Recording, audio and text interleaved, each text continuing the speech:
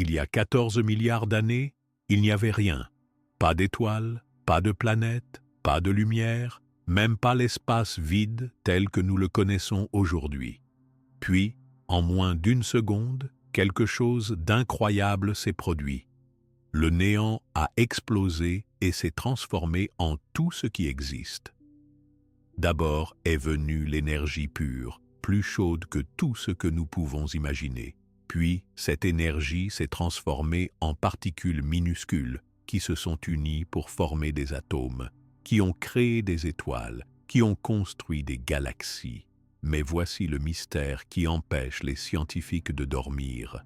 Comment est-il possible qu'absolument rien se soit transformé en des billions de galaxies pleines de vie et de beauté? Et si le néant a créé tout cela une fois, cela pourrait-il se reproduire? Abonne-toi à la chaîne, laisse ton like et commente de quelle partie du monde tu regardes, car maintenant je vais tout te raconter. As-tu déjà essayé d'imaginer ce que c'est le vrai rien? Pas un endroit vide, pas une salle sans meubles, mais vraiment rien du tout. Avant la naissance de l'univers, il n'y avait rien. Ce rien ne ressemble à rien de ce que l'on connaît. Il n'y avait pas d'espace, pas de temps, pas de lumière, pas d'obscurité. Il n'y avait aucune matière, pas de poussière, pas d'air, pas d'eau. Il n'y avait pas d'énergie. Il n'y avait pas de chaleur, pas d'atomes, pas de particules, pas de son, ni couleur. Même les idées de début et de fin n'existaient pas parce qu'il n'y avait pas de temps.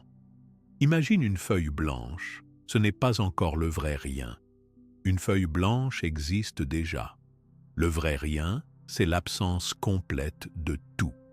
On ne peut même pas parler de vide, car le vide fait penser à un espace où il n'y a rien. Mais avant que l'univers existe, il n'y avait même pas d'espace pour loger un vide. Il n'y avait aucun mouvement.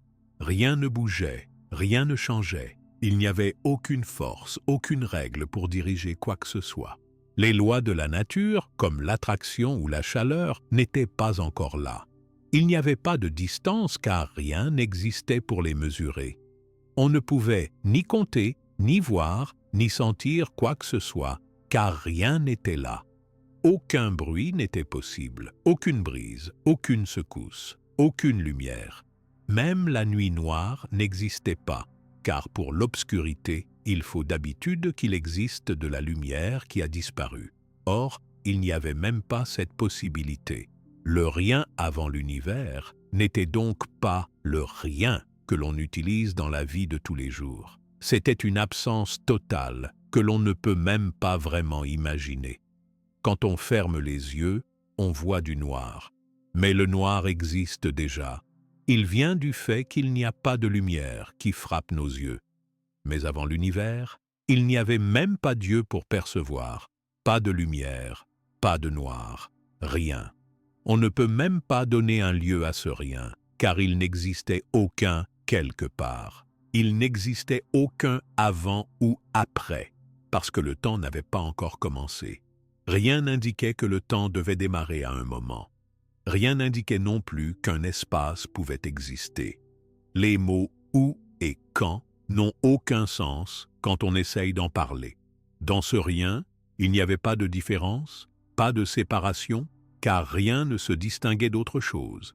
Il n'y avait rien à comparer, rien à additionner, rien à diviser. Il n'existait donc ni petit, ni grand, ni haut, ni bas, ni gauche, ni droite, ni passé, ni futur. Dans notre monde aujourd'hui, tout ce qui est autour de nous est fait avec de la matière, la terre, les arbres, les maisons, les animaux, nos propres corps. Même l'air que l'on respire est fait de petites particules. Même la lumière qui allume nos journées est une forme d'énergie. Mais avant la naissance de l'univers, tout cela était absent. Ce n'est pas que la matière attendait quelque part de surgir. Ce n'est pas que l'énergie dormait quelque part, prête à être utilisée. Rien n'existait. Même l'idée d'exister n'était pas là. Pour comprendre ce que cela veut dire, il faut parfois penser simplement. Imagine le tout premier instant avant que les montres commencent à marquer l'heure. Même cette image ne suffit pas, car puisque rien n'existait, il n'y avait pas d'instant, pas de montre, pas d'idée d'un temps qui commence ou d'une attente qui finit. On peut se demander comment il est possible qu'il puisse vraiment y avoir rien, et pourtant c'est la conclusion des scientifiques. Tout commence dans le rien.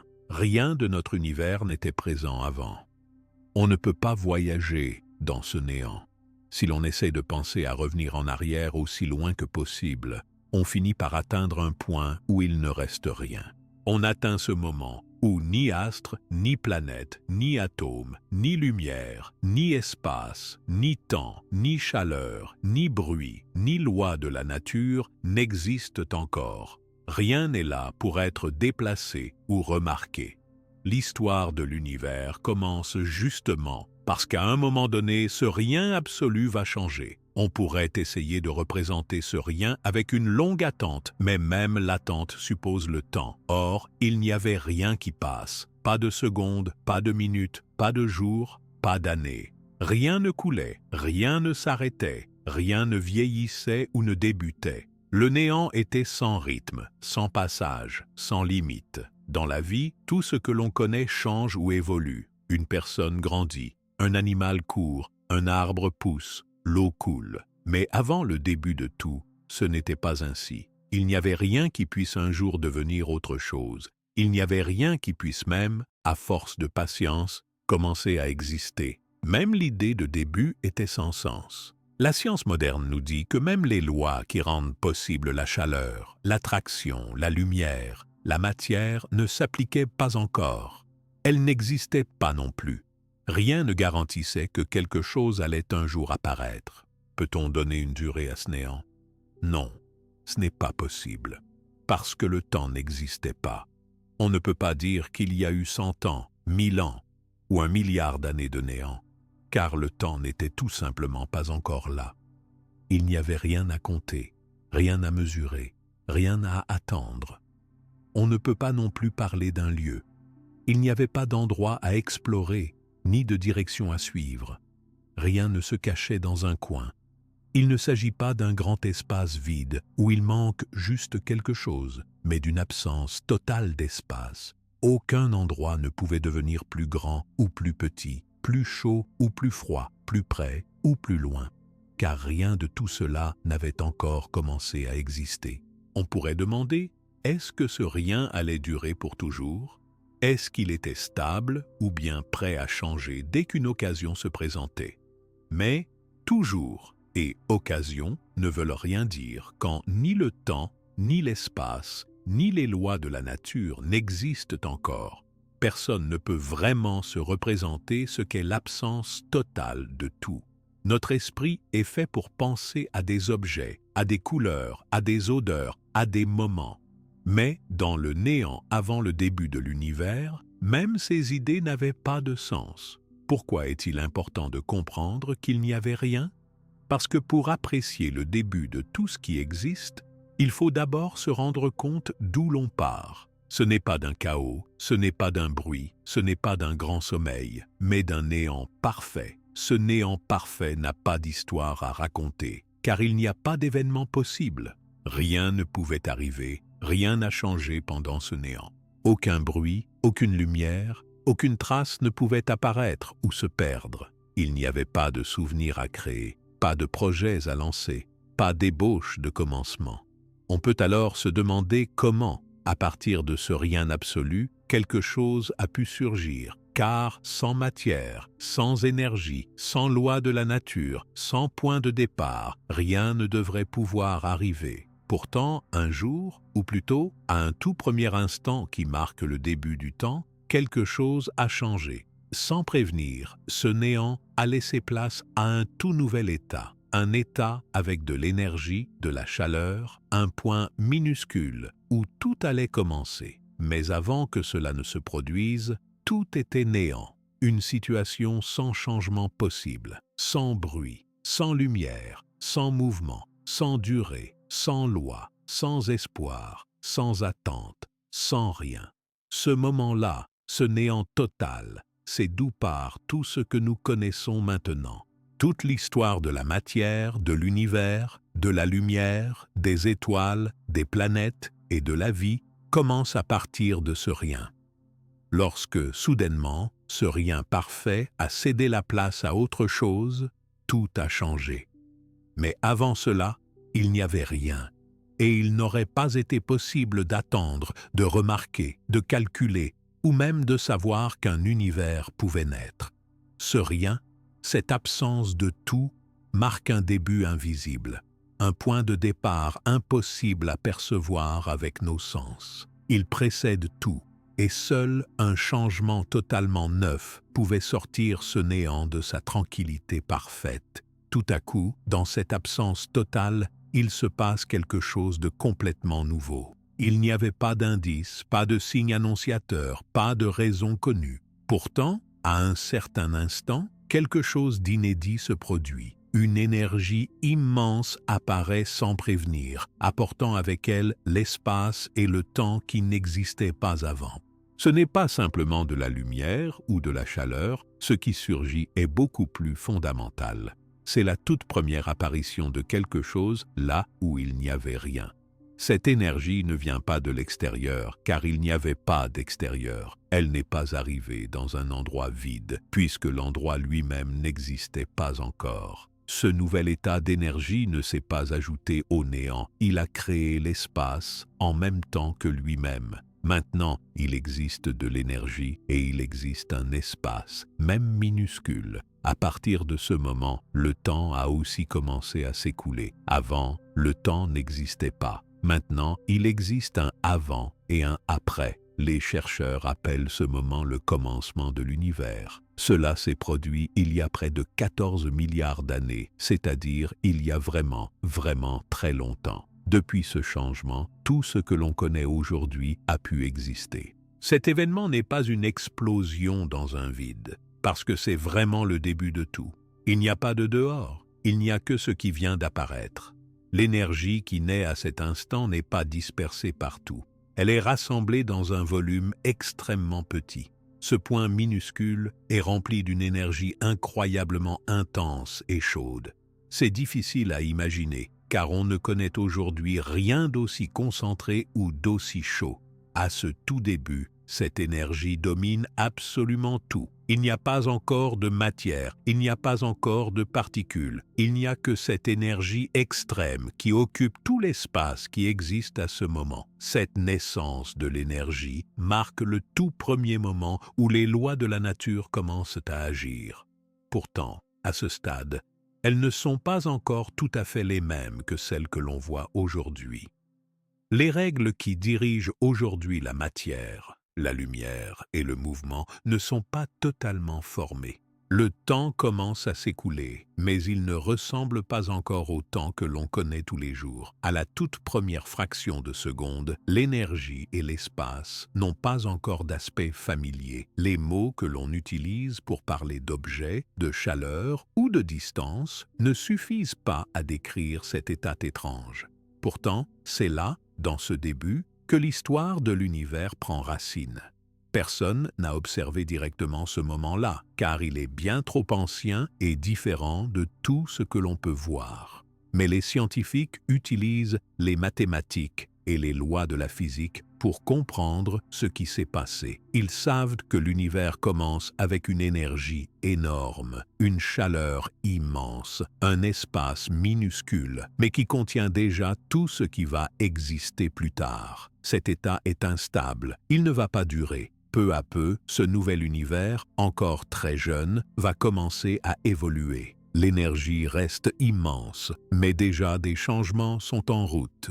La chaleur commence à diminuer très rapidement, même si elle reste incroyablement haute. En diminuant, elle permet des choses nouvelles qui n'auraient pas été possibles juste une seconde avant. À mesure que l'univers existe, il s'agrandit. L'espace lui-même, qui ne faisait qu'apparaître au début, grandit très vite. En même temps, l'énergie qui le remplit commence lentement à se transformer. Ce processus n'est pas dirigé par un plan, ni piloté par une volonté. C'est le résultat direct de l'apparition de l'énergie dans l'espace tout neuf. Cette énergie extrêmement chaude et concentrée est instable.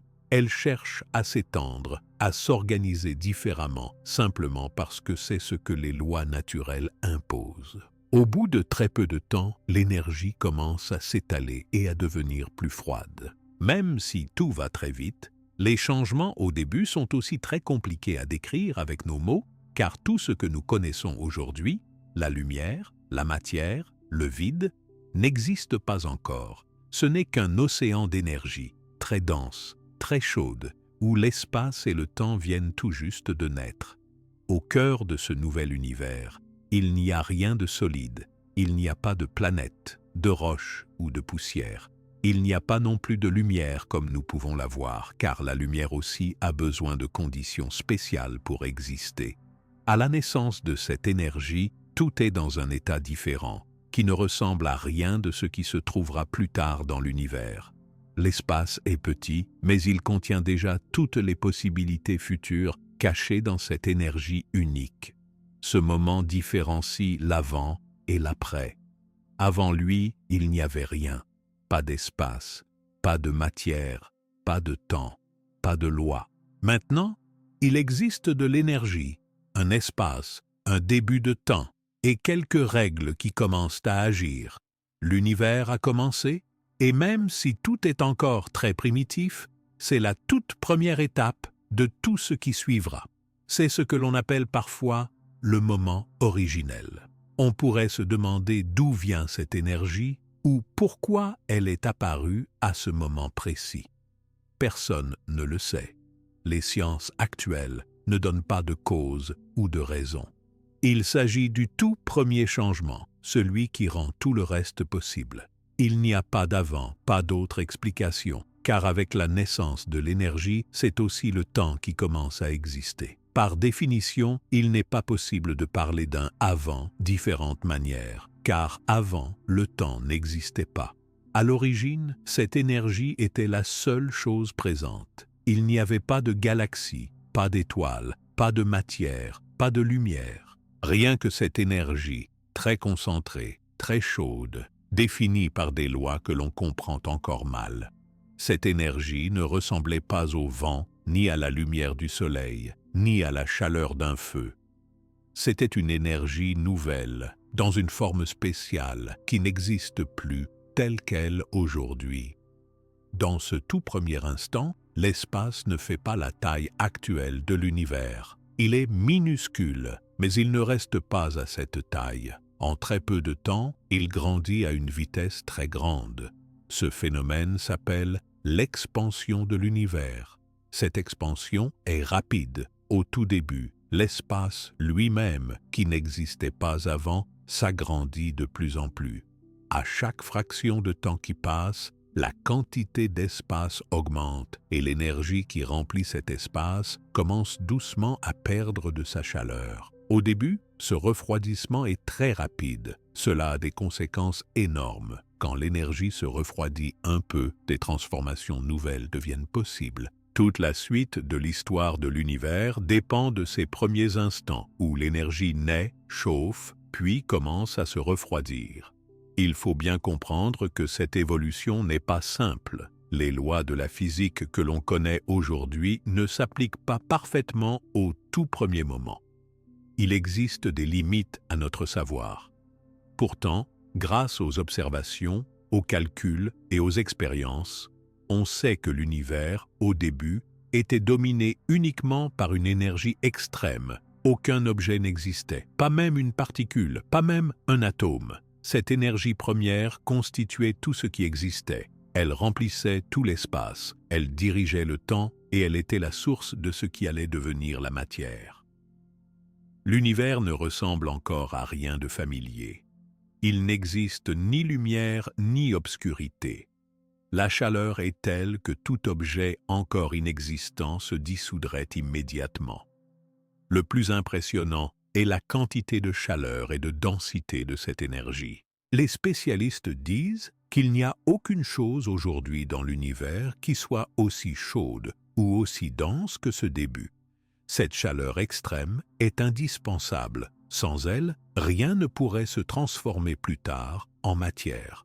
C'est la première étape indispensable. Grâce à cette chaleur, des processus tout nouveaux vont apparaître. À partir du moment précis où cette énergie existe, le temps s'écoule continuellement. Avant, il n'y avait pas d'avant, il n'y avait pas de durée. Maintenant, la durée commence à compter. Les événements deviennent possibles. L'apparition de l'énergie marque aussi la possibilité de transformation. Une chose qui devient une autre, un état qui se transforme. C'est nouveau dans toute l'histoire. Avant, rien ne changeait car il n'y avait rien. Dès ses premiers instants, l'univers possède déjà ce qu'il faut pour donner naissance à tout ce qui existera plus tard, même si cela ne se voit pas encore. Tout est contenu dans cette énergie initiale. Les lois naturelles commencent à se former et à s'appliquer. Leur effet, au début, est de guider la transformation de cette énergie vers autre chose. Il ne s'agit pas d'une explosion que l'on peut voir, pas d'un bruit, pas d'un feu. Il s'agit de la naissance de tout, dans un état inconnu qui va vite évoluer. C'est à partir de ce premier instant que l'on pourra plus tard parler d'objets, de distance, de durée, de transformation. Pour le moment, il n'y a que cette chaleur extrême dans un espace très petit qui ne cesse d'augmenter. Cette énergie est unique car elle contient tout le potentiel pour créer un univers entier. La mesure du temps depuis ce premier moment commence à être possible. Chaque changement de l'énergie, chaque modification de l'espace devient un événement dans le temps. Ainsi, la notion de passé, présent et futur démarre avec la naissance de cette énergie. Tout ce qui arrivera ensuite, tous les changements de l'univers et de la matière, prend racine à ce tout premier instant. Au tout début, personne ne sait comment ou pourquoi cette énergie est apparue. La science sait seulement que, dans ce premier moment, l'énergie était partout, extrêmement concentrée et très chaude. C'est l'origine de tout ce que nous connaissons. Chaque étoile, chaque planète, chaque atome, chaque grain de poussière vient, en tout dernier ressort, de cette énergie première. Dès que l'énergie est née, tout se met en place pour la suite. La croissance de l'espace, la baisse de la chaleur, la formation future des premières particules. L'univers n'est plus un néant, il n'est pas encore un ensemble d'objets. Il est un lieu nouveau, gonflé d'énergie, où tout attend d'arriver. C'est parce que cette énergie est apparue que tout le reste de l'histoire de l'univers a été possible. À partir de cette chaleur et de cette expansion, l'univers va continuer à évoluer. Il ne va pas rester immobile. L'énergie va changer de forme. La température va continuer à baisser. Peu à peu, d'autres phénomènes vont pouvoir apparaître. Chaque transformation, chaque étape va permettre la naissance de nouvelles réalités plus complexes. Le tout premier changement, l'apparition de l'énergie il y a environ 14 milliards d'années, est donc le point de départ. Rien avant, tout après, une transition soudaine du néant vers un univers en création. Cela a ouvert la porte à toutes les transformations qui suivront, depuis l'apparition des premières particules jusqu'à la création des éléments, des étoiles, des planètes et, beaucoup plus tard, de la vie sur Terre. Tout remonte à ce moment unique, ce tout premier surgissement d'énergie, le début du temps et de l'espace. L'univers existe maintenant, rempli de cette énergie très chaude et concentrée, dans un espace qui s'agrandit sans cesse. Ce début est ce que les scientifiques appellent le Big Bang. Ce mot ne veut pas dire une explosion avec du bruit et des morceaux qui volent. Il s'agit d'une naissance soudaine, un passage où espace, temps et énergie apparaissent ensemble, là où il n'existait rien auparavant. Le Big Bang n'est pas un événement qui se déroule dans un endroit précis, car avant cela, aucun endroit n'existait. L'espace lui-même commence à exister à ce moment-là. Cette énergie n'est pas dispersée, elle occupe tout ce nouvel espace de façon très compacte et très chaude. C'est là la première étape de ce qui deviendra, bien plus tard, tout l'univers que l'on observe aujourd'hui. Au tout début, il n'y a encore rien de reconnaissable. Pas de lumière visible, pas de matière, pas d'atomes. À ce stade, tout est dominé par l'énergie. Cette énergie ne reste pas immobile. Elle évolue très vite parce que l'espace s'agrandit. À chaque fraction minuscule du tout premier instant, de nouveaux changements deviennent possibles. L'énergie qui semblait calme commence à se transformer, poussée par les toutes premières lois qui commencent à influencer les événements. Le temps a commencé à s'écouler depuis l'apparition de l'énergie. Les événements peuvent désormais se succéder. Les scientifiques utilisent toutes leurs connaissances pour comprendre ce qui s'est passé juste après le Big Bang, même si personne n'a jamais pu voir ce moment par lui-même. Avec des calculs et des indices trouvés dans l'espace aujourd'hui, ils ont pu reconstruire ce début très étrange et très important pour tout le reste de l'histoire de l'univers. Tout ce qui va exister plus tard, les étoiles, les planètes, la lumière, la matière solide, la poussière, provient de cette énergie. Mais à ce moment précis, il n'existe encore aucun objet, aucune particule. Les lois de la nature existent à peine. Elles ne sont pas encore toutes comme on les connaît aujourd'hui. Les forces, les mouvements, la lumière, tout cela n'est pas encore là ou fonctionne d'une manière très différente au tout premier instant du Big Bang. Il est intéressant de savoir que, même si on parle de Big Bang, il n'y a ni explosion, ni souffle, ni bruit. Tous ces phénomènes demandent déjà l'existence de la matière, de l'air ou du son, qui eux-mêmes n'apparaîtront que beaucoup plus tard dans l'histoire de l'univers.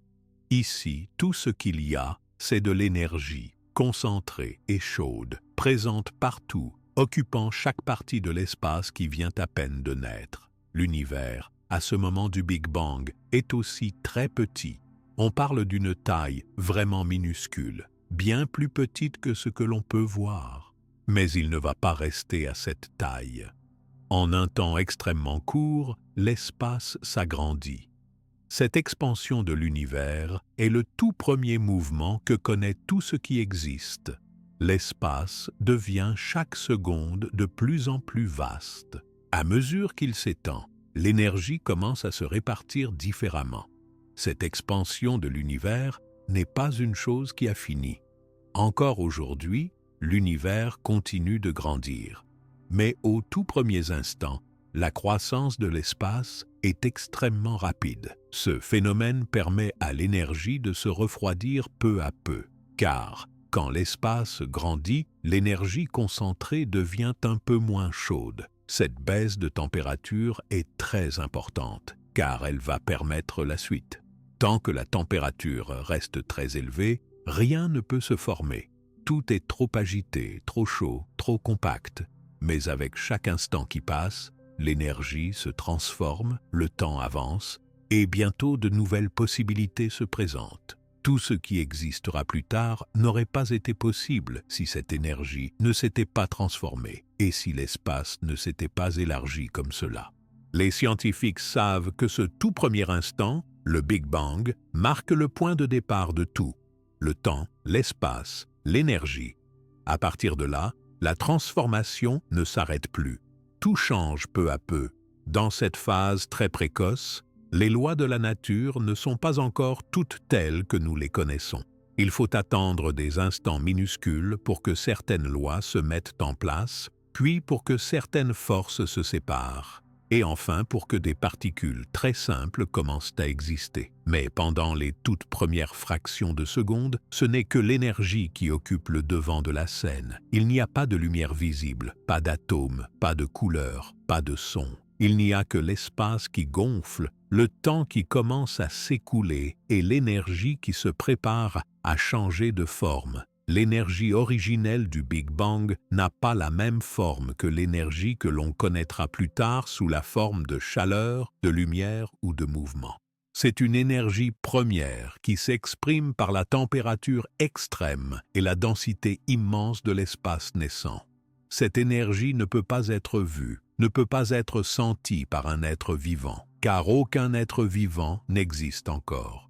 Pourtant, elle est la source de toutes les transformations à venir. Dès que cette énergie commence à perdre un peu de sa chaleur, elle peut évoluer. Cette évolution, dictée par les nouvelles lois naturelles qui s'installent dans l'univers, permet peu à peu la naissance d'éléments plus concrets. La matière et la lumière ne sont pas encore là, mais le terrain est préparé pour qu'un jour, tout cela devienne possible. L'énergie du Big Bang contient en elle tous les futurs possibles de l'univers. L'un des aspects les plus remarquables du Big Bang est que chaque portion d'espace contient cette énergie inouïe. Il n'y a pas d'endroit vide, pas de coin plus froid ou moins rempli. Tout espace qui existe est entièrement occupé par l'énergie. Cela rend l'univers très uniforme à ses débuts. Cette uniformité est importante, car elle va influencer la façon dont l'univers va grandir et se structurer plus tard. La question que se posent beaucoup de personnes est: pourquoi ce changement est-il arrivé? D'où vient cette énergie? La réponse est encore inconnue. Les chercheurs n'ont pas encore trouvé d'explication à la naissance de l'énergie et de l'espace. Ils savent simplement que l'univers a commencé à ce moment précis, sans cause connue, sans événement déclencheur reconnu. Le pourquoi de ce début est encore un secret. La science ne fait qu'observer les conséquences de cet événement, qui sont visibles partout dans le ciel, dans les galaxies, dans la matière qui forme la Terre. Le Big Bang n'est donc pas seulement un événement important, il est le tout premier événement. Avant lui, il n'y a pas de vieille histoire, pas de succession d'événements, pas d'anciennes étoiles ou de vie cachée quelque part. Il n'y a rien. Le Big Bang est le tout début. Chaque chose, chaque transformation, chaque nouveauté prend naissance ici. Les scientifiques étudient le Big Bang en observant le ciel avec des instruments très puissants. Grâce aux mesures de la lumière venues des parties les plus lointaines de l'espace, ils ont pu comprendre que l'univers a eu, lui aussi, un commencement et qu'il s'est formé à partir de cette énergie très chaude et très compacte. Ces observations permettent aussi de savoir que, même aujourd'hui, l'univers continue de s'agrandir. L'univers qui suit le Big Bang n'est pas tout de suite un monde fait d'objets, de planètes ou d'étoiles. Il faut que l'énergie continue à évoluer pour que, plus tard, la matière apparaisse. Mais le Big Bang, c'est le tout premier instant, cette frontière qui sépare le néant de tout ce qui existe. Sans ce changement, rien n'aurait été possible. On sait maintenant que la suite va dépendre de cette énergie. Comment elle va se refroidir, comment elle va changer, comment elle va donner naissance aux toutes premières petites particules, puis, ensuite, à la matière, à la lumière et à tout ce qui peuple l'univers. Chaque étape viendra en son temps, mais tout démarre par ce Big Bang. Ce qui rend ce moment unique, c'est aussi l'idée que toutes les lois que l'on connaît aujourd'hui trouvent ici leur origine. Les règles qui dirigent la transformation de l'énergie, la naissance de la matière, l'apparition de la lumière, tout cela commence à ce moment-là, même si au départ ces lois ne sont pas encore tout à fait comme elles le seront plus tard. Elles se forment peu à mesure que l'univers évolue. Rien ne va rester figé. L'univers change à chaque instant dès le début. L'espace ne s'arrête jamais de grandir. La température baisse petit à petit. L'énergie se transforme en éléments nouveaux. La naissance de l'univers ne s'est pas produite en une seule fois, mais comme une suite de changements rapides dans les tout premiers instants. À partir du Big Bang, le temps devient réel. Maintenant, il est possible de dire avant et après. Les événements ont une place dans l'histoire. L'espace a une taille qui peut changer. Même s'il grandit très vite, même s'il ne reste pas pareil, il y a maintenant un cadre où des choses peuvent arriver. Avec la suite de l'histoire de l'univers, cette énergie va continuer à se refroidir. Plus elle se refroidit, plus elle change, et plus elle crée des possibilités pour de nouveaux événements. Ce refroidissement est indispensable, car c'est lui qui permet plus tard la formation de la matière et des premières particules. Dans ce nouveau monde, plein d'énergie et en expansion, chaque étape compte. Chacune prépare la suivante. Quand la température baisse suffisamment, il n'y a plus seulement de l'énergie, mais aussi d'autres éléments qui commencent à exister. Très vite, la matière, telle que l'on la connaît, va faire son apparition. Avant cela, beaucoup de changements rapides ont lieu, et chacun de ces changements construit la réalité telle qu'elle sera plus tard. Tout l'univers actuel, la Terre, les planètes, les étoiles, les galaxies, les êtres vivants, tout trouve son origine dans ce premier événement. Ce premier changement, ce moment du Big Bang, est le point de départ de tout. Rien n'existait juste avant.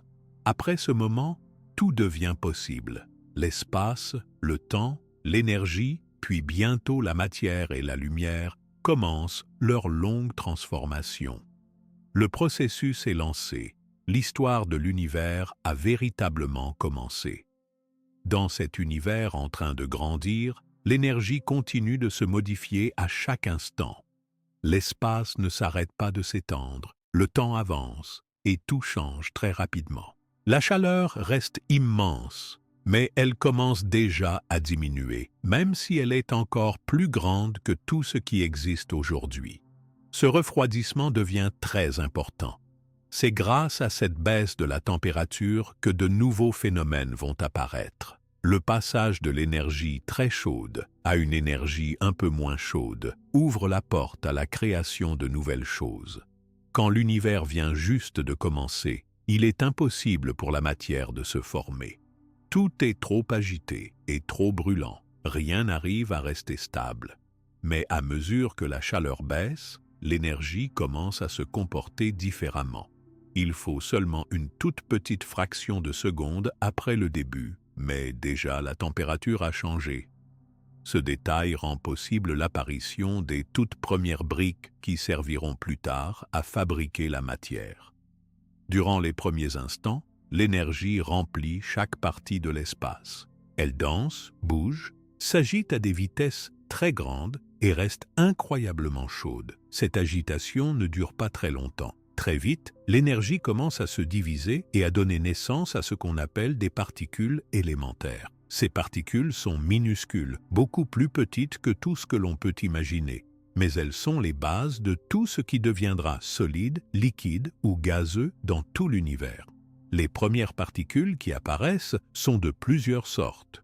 Certaines sont appelées protons, d'autres neutrons, d'autres encore électrons. Ces particules sont fondamentales car elles serviront à créer tous les atomes, toutes les molécules et plus tard toutes les formes de matière sur Terre et ailleurs.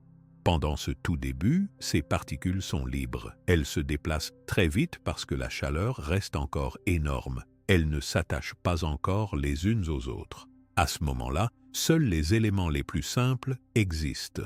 Les protons et les neutrons sont presque les seuls types de particules assez stables pour survivre à cette chaleur. Les électrons sont aussi présents, mais ils restent loin des autres particules à cause de l'agitation. Certaines particules n'existent qu'un instant très court. Elles apparaissent, puis disparaissent presque aussitôt, car l'énergie énorme du jeune univers ne leur permet pas de rester ensemble. Pendant que ces particules se forment, l'espace continue à s'agrandir. Cette expansion aide aussi au refroidissement général. Au fil des instants, il y a de plus en plus de particules stables, mais elles ne forment pas encore de matière solide ni de lumière normale. Elles sont comme des graines prêtes à servir pour créer la suite. Il faut comprendre que toutes ces étapes se passent très vite à l'échelle du temps. En une période beaucoup plus courte qu'une seconde habituelle, des milliards et des milliards de particules élémentaires sont créées. La plupart sont des protons, des neutrons et des électrons. Ces particules restent la base de tout ce que l'on connaît. Après leur apparition, ces particules ne s'arrêtent pas de bouger. Certaines s'assemblent parfois puis se séparent aussitôt, car la chaleur reste encore très élevée. Il n'y a pas encore d'atomes. Pour cela, il faut que la température baisse encore plus, car à cette chaleur, rien n'arrive à rester uni longtemps. On n'observe pas de noyau d'atomes stable dans ce moment très précoce. Le rôle de la température reste crucial. Si l'univers reste trop chaud, aucune structure ne pourrait apparaître. À mesure que la température continue à diminuer, certaines particules réussissent enfin à rester unies plus longtemps. Les protons et neutrons se lient parfois ensemble pour former les premiers noyaux très simples. Cela ne se fait pas tout de suite. Il faut attendre que le refroidissement permette la stabilité. Mais déjà, ces assemblages courts montrent que l'univers change peu à peu. En ce tout début, il n'y a pas encore de lumière visible telle qu'on la connaît. L'univers est tellement chaud que même la lumière n'est pas libre. Elle est absorbée, relâchée, puis absorbée encore sans pouvoir voyager loin dans l'espace. Il n'existe pas d'objet solide, pas de couleur, seulement un flottement de particules et une mer d'énergie très chaude. Mais cette agitation prépare le terrain pour toutes les étapes futures. Lorsque les particules élémentaires deviennent plus abondantes et plus stables, elles dominent complètement l'univers. Il ne s'agit pas encore d'atomes complets, ni de formes de matière comme la roche, le métal ou l'air. Juste des protons, des neutrons, des électrons et d'autres particules très simples qui ne durent pas longtemps. L'univers est comme une soupe d'énergie et de particules en mouvement constant. La création de ces particules marque un grand changement. Avant, il n'y avait que de l'énergie. Maintenant, grâce au refroidissement, il existe des briques qui permettront de construire toutes les choses complexes plus tard. Tout ce qui existera, tous les objets, toutes les planètes, toutes les étoiles, viennent, en dernière analyse, de ce moment où l'énergie s'est transformée en particules. Ce processus de création des particules arrive partout à la fois. Il n'y a pas de coin de l'univers où cela se passe différemment. Toutes les parties de l'espace voient apparaître ces mêmes particules, dans une quantité toujours croissante. Cette uniformité permet que plus tard, toute la matière soit faite des mêmes éléments de base, où que l'on soit dans l'univers. Chaque étape prépare la suivante. À chaque fois que la température descend, de nouvelles possibilités s'ouvrent. Quand la chaleur n'est plus aussi forte, les particules commencent à s'assembler différemment. Elles peuvent former des couples, puis des groupes plus grands. Mais cela prend encore un peu de temps, car la douceur nécessaire pour former des groupes stables n'est pas encore atteinte. Cette période de création des particules est très importante. Sans elle, rien ne pourrait se former ensuite. Si l'énergie n'avait pas perdu sa chaleur, si les particules n'étaient jamais apparues, il n'y aurait ni matière, ni lumière, ni univers tel que nous le connaissons. Ce refroidissement est comme une porte ouverte vers un avenir plein de changements. Chaque transformation rend possible la suivante. Il faut remarquer que parfois, des particules se rencontrent et s'annulent. Certaines disparaissent, libérant de l'énergie. Cette transformation fait partie du processus que subit toute l'énergie du début. À la fin de cette période, la plupart des particules instables ont disparu et seules les plus solides et les plus familières restent abondantes, surtout les protons, les neutrons et les électrons.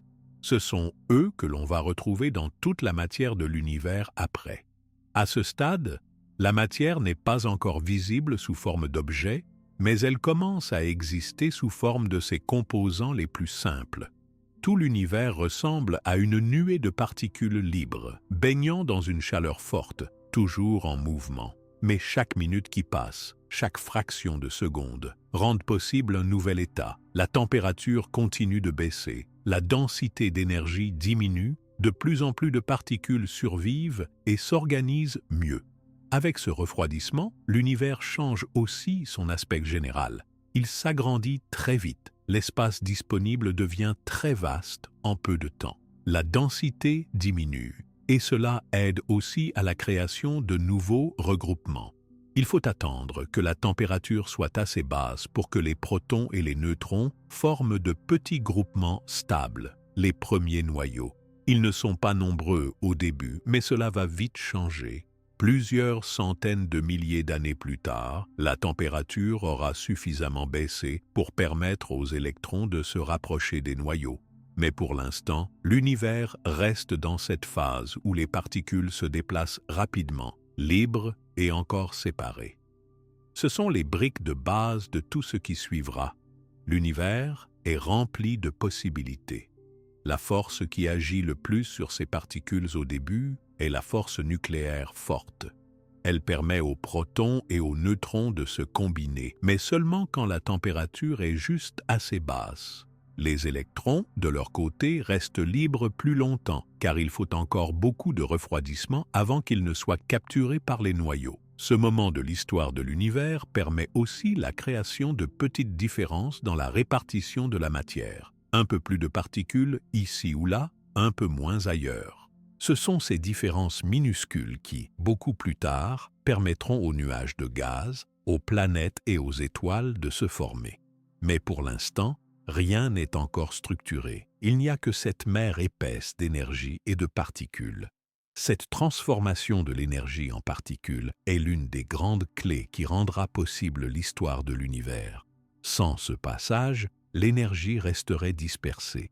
Mais avec la baisse de la température, la matière obtient enfin la possibilité d'exister de façon stable. Une étape très courte dans le temps, mais dont tous les futurs dépendent. Les scientifiques cherchent à comprendre chaque détail de cette période. Ils utilisent de grands accélérateurs de particules pour reproduire, sur Terre, ce genre de situation avec beaucoup de chaleur et d'énergie. Ils observent aussi le ciel et trouvent des traces de ces tout premiers moments dans la lumière la plus ancienne de l'univers. Chaque découverte permet de mieux comprendre cet ensemble de changements rapides et essentiels. Dès que cette période de création des particules prend fin, un nouvel ordre s'installe. Il y a maintenant des briques de base pour former tout ce qui existera. Il suffit d'un peu de temps et d'un refroidissement supplémentaire pour que les premiers atomes apparaissent. Le processus de création continue, chaque transformation dépendant de la précédente. L'univers poursuit son histoire, passant de la chaleur pure à la matière organisée, bouleversant à jamais ce qui avait commencé dans un simple néant. Peu à peu, les particules forment un nouvel état où l'univers commence à changer d'aspect. La température diminue encore, l'espace grandit toujours, et la densité de particules dans chaque région de l'univers devient chaque jour un peu plus faible. Les protons, les neutrons et les électrons se déplacent moins rapidement car la chaleur baisse. L'agitation disparaît lentement et cela permet de nouvelles associations entre ces toutes petites briques. Le moment est bientôt venu pour la matière de se transformer encore. Lorsque la chaleur devient plus faible, les protons et les neutrons peuvent s'assembler et devenir des noyaux d'atomes. Cela ne se produit pas d'un coup. Il faut attendre le bon niveau de température. À ce stade, ce sont surtout les noyaux les plus simples qui peuvent apparaître. La plupart des noyaux créés sont ceux d'hydrogène, car un noyau d'hydrogène est composé d'un seul proton et cela demande moins d'énergie pour rester stable. Il y a aussi formation de quelques noyaux d'hélium qui sont plus lourds puisqu'ils rassemblent 2 protons et 2 neutrons.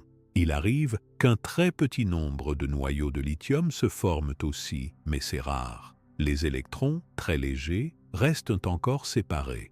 Ils bougent rapidement dans l'univers jeune et chaud. Il faut beaucoup de temps avant qu'ils puissent vraiment se fixer à un noyau. Cette étape demande une température encore plus basse.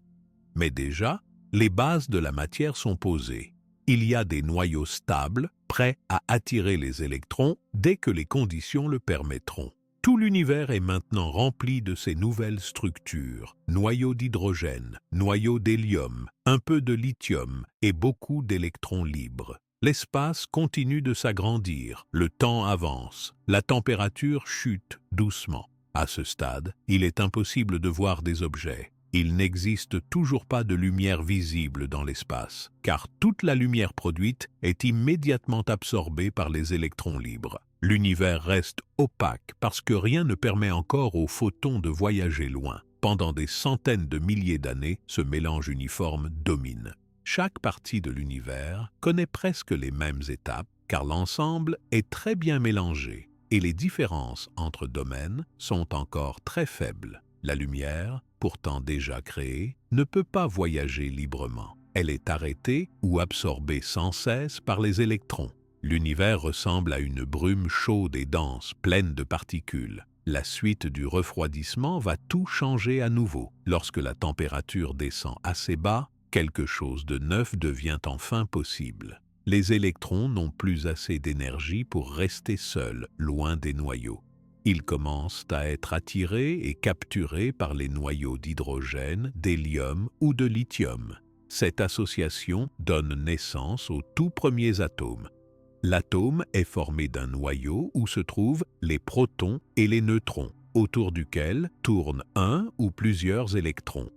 Les tout premiers atomes qui se forment sont donc les plus simples, surtout l'hydrogène, puis l'hélium, et dans une moindre mesure, le lithium. L'hydrogène est de loin le plus abondant, car il ne demande qu'un proton dans son noyau, alors que l'hélium en demande 2 et que le lithium en demande encore plus. Avec la formation des premiers atomes, c'est une étape très importante pour tout l'univers. L'espace n'est plus seulement rempli d'énergie et de particules séparées, mais de véritables assemblages stables, capables de rester unis pendant des milliards d'années.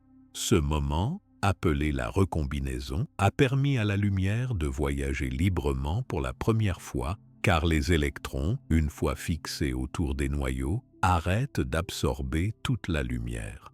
À partir de là, l'univers devient transparent. La lumière peut se propager sur de grandes distances, elle porte avec elle des informations sur l'état de l'univers à ce moment. Les scientifiques observent encore aujourd'hui cette lumière très ancienne avec des télescopes spéciaux. Cette lumière montre comment était l'univers il y a des milliards d'années, juste après la formation des premiers atomes. Le processus de formation des atomes ne produit pas tout de suite de matière dense. Les atomes sont très espacés et l'univers est très vide à cette époque. Même si les atomes sont nombreux, il n'existe ni planète, ni étoile, ni poussière, seulement des gaz légers. L'hydrogène est le gaz le plus répandu, l'hélium suit et le lithium reste très rare. Aucun atome plus lourd n'existe encore. Les premiers métaux ou atomes complexes ne viendront que beaucoup plus tard. Cette période voit aussi la matière devenir plus calme. La plupart des atomes ainsi créés ne sont pas détruits, car ils sont très stables. Ils peuvent exister durant tout le reste de l'histoire de l'univers. L'univers devient beaucoup moins violent, beaucoup moins agité, même si sa taille continue de grandir à mesure que le temps passe. Plus le temps avance, plus l'espace entre les atomes grandit aussi, car l'expansion n'est pas terminée. La matière, pourtant, reste surtout sous forme de gaz. Aucun objet solide ou liquide ne peut exister à cette époque. Chaque partie de l'univers ressemble à une grande étendue de gaz très léger, formé presque entièrement d'atomes d'hydrogène et d'hélium. Ce sont ces gaz qui vont rendre ensuite possible la création des nuages, des étoiles, des galaxies, puis, plus tard, des planètes. Avant d'arriver à toutes ces étapes, il faut remarquer que la création des atomes dépend de certaines forces, l'attraction entre le noyau et les électrons, la stabilité du noyau lui-même et la température de l'environnement. C'est parce que la température baisse lentement que les électrons se fixent. C'est grâce aussi à la force d'attraction électrique entre les charges positives du noyau et les charges négatives de l'électron que les atomes existent. Mais il reste certains électrons libres dans l'univers, car tout n'est jamais parfaitement régulier. Avec le temps, la proportion d'atomes augmente. La matière, même sous forme de gaz, commence à suivre de nouvelles règles. La gravité, c'est-à-dire l'attraction entre toutes les masses, commence à jouer un rôle de plus en plus important à mesure que les atomes se regroupent. Après la création des atomes, l'univers reste calme pendant longtemps. On parle de millions d'années durant lesquelles il ne se passe rien de très visible à grande échelle. Durant tout ce temps, l'expansion continue, le froid grandit partout.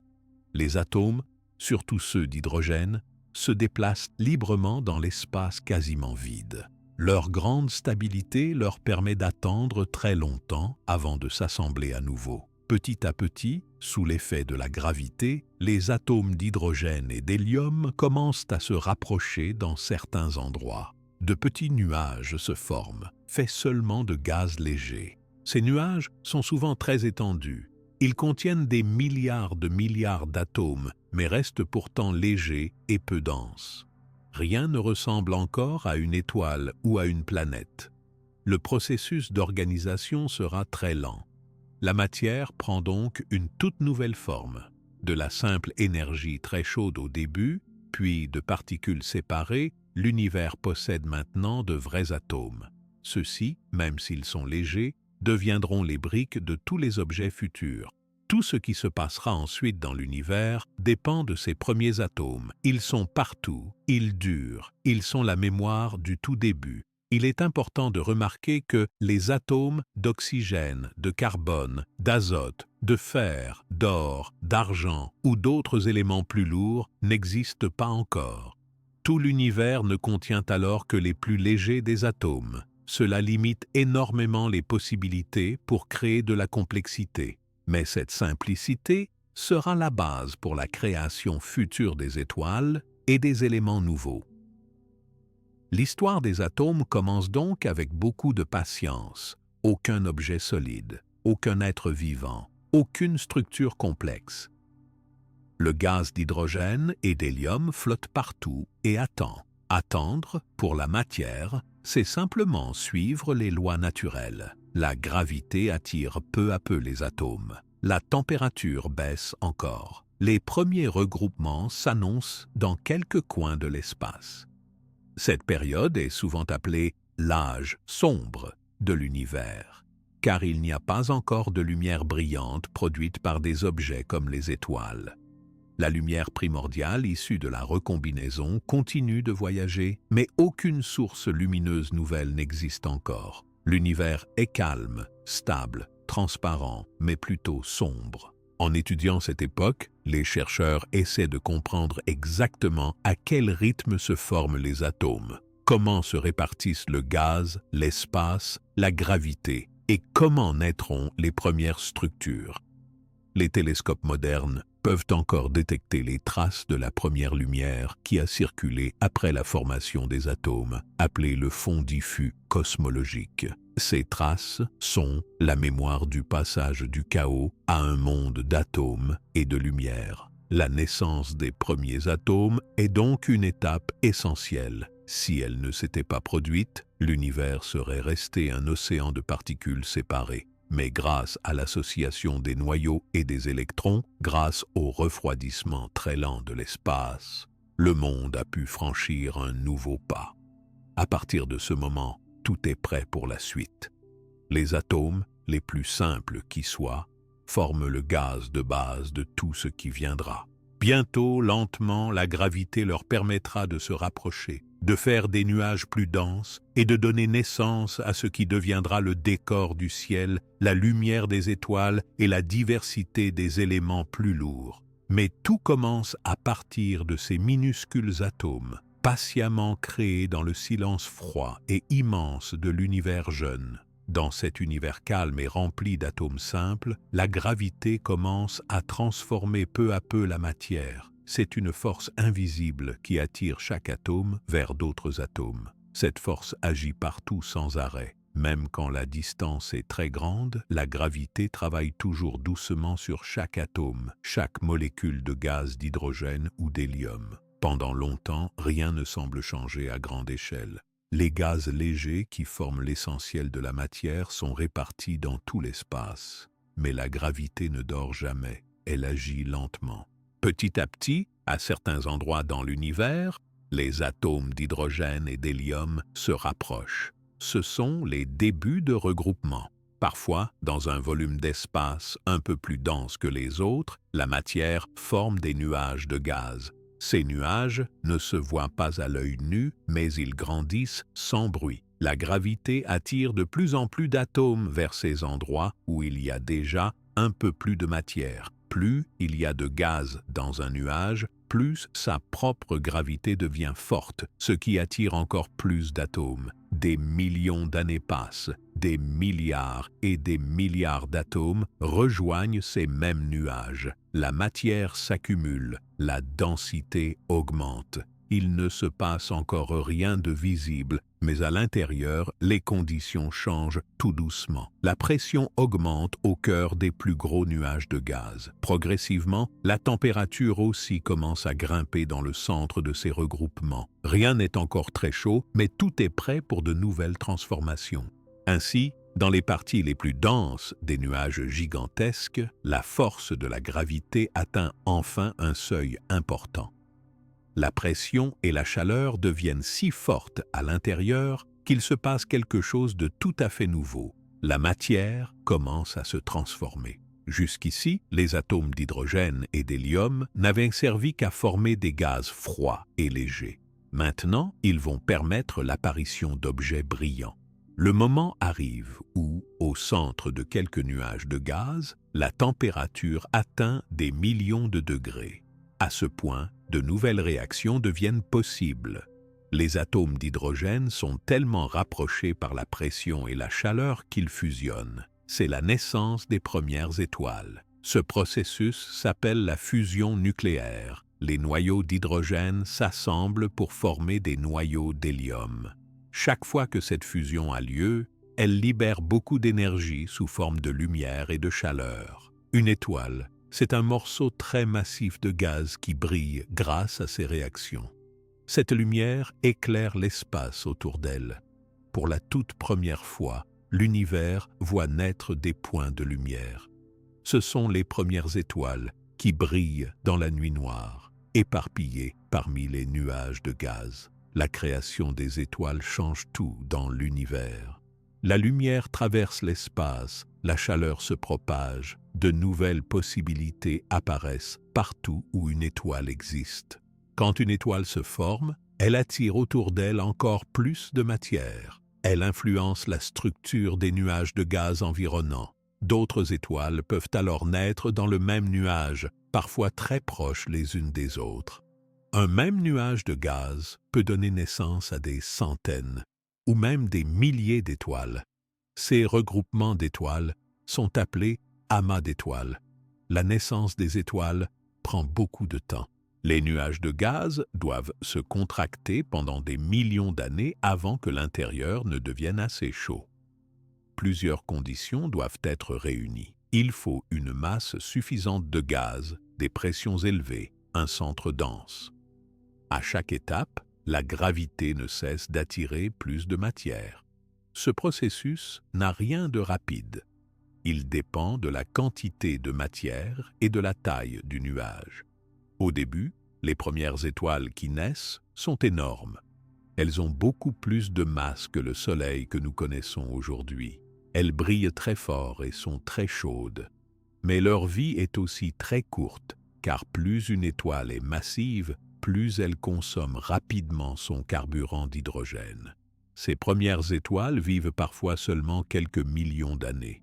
Cette durée paraît très grande, mais à l'échelle de l'univers, c'est très court. Les étoiles continuent de se former à partir des nuages de gaz. Certaines sont isolées, d'autres naissent en groupe. Dès que les réactions de fusion nucléaire commencent, chaque étoile produit lumière et chaleur. Cette lumière éclaire l'univers, réchauffe la matière autour d'elle et marque la fin de la grande période sombre où il n'y avait que des gaz silencieux. Les étoiles donnent à l'univers ses premiers points lumineux. Tout autour des jeunes étoiles, la matière restante peut continuer à s'assembler. Les nuages de gaz qui n'ont pas encore formé d'étoiles subissent toujours la gravité. Certains deviennent plus denses. D'autres se mêlent au vent fort venu des nouvelles étoiles. Ainsi, au fil des millions d'années, l'univers devient un lieu où les étoiles apparaissent de plus en plus souvent, illuminant l'espace de leur lumière nouvelle.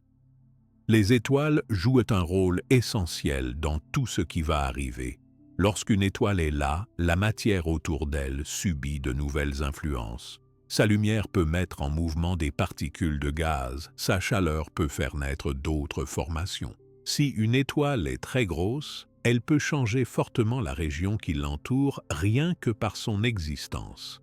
Dans chaque étoile, des réactions intenses de fusion continuent tout au long de sa vie.